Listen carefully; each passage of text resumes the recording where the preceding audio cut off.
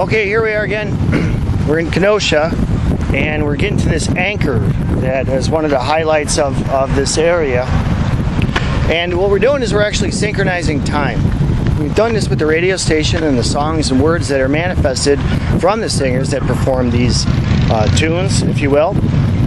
And the one was that kind of kicked in during this period was "I Will Wait for You." All right, now that basically, you, don't forget, is a reference to you in many ways, and also the U branch that manifests more or less the letter Y from the evergreen seedlings and things like that.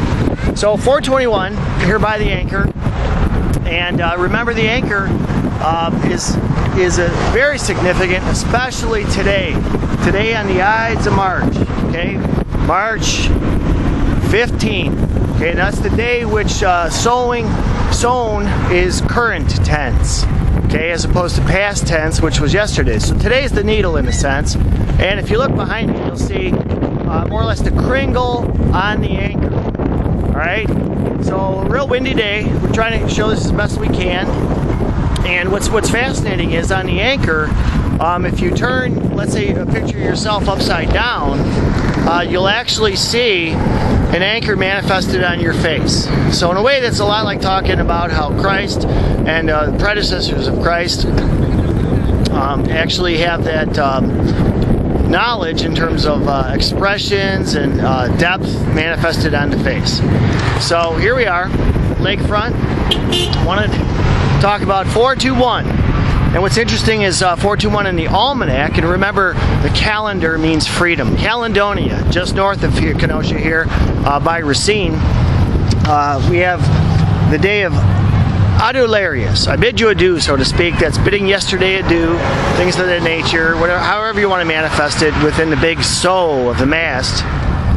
Now the inversion of that, remember, inversions aren't always good, but they keep balance, just like the need for black and the need for shadows. Because without shadows and orientation, you don't have contrast.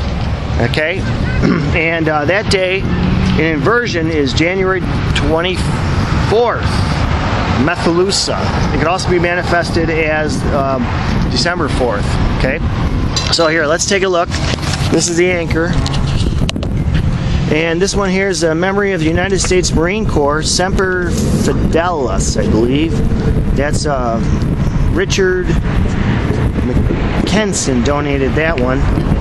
And remember now, on the anchor, you've got these arrows that guide us, that like an ankh, they hold us down in many ways, and the Kringle, right? And that's where the threading occurs. So if you can imagine that tree back there threading through the needle, through the circle. Okay, and that's very important. Now, a lot of this ultimately go to Esta, or Easter, on the 421 discussion, and that's where we have our bunny hunt that we're going on with the honey bun brunettes, redheads, and Goldilocks, on the earth. So that's what we want the kids to look for, is this scalable vector graphic from the smallest to the largest, similar to the mustard seed analogy, whereas the smallest seed manifests the largest bush or plant. And that's what scalable vector graphics are. That's how they're indexed within the stream of the internet. So where is this bunny, Alice asks you? Stick a feather in your boot. Okay, that's what Lou would tell you for the clue. All right, so that's just an image that can be manifested any which way you like, in nanotechnology, or even perhaps projected on the moon, or across the way by Simmons Island, where we have another anchor by the lighthouse, by one of those establishments, right by the symbolism of the Phoenix time capsule. So again, all about keeping track with time, with numbers. Remember, there's only 10 numbers basically, 0 through 9, and then whereas the 1 and the 0 manifest the needle and the eyelet anchor Kringle. Okay, so look how that goes through. And yes, it is a sexual metaphor, but that's just how it is. So get over it. Quit feeling like you're an object.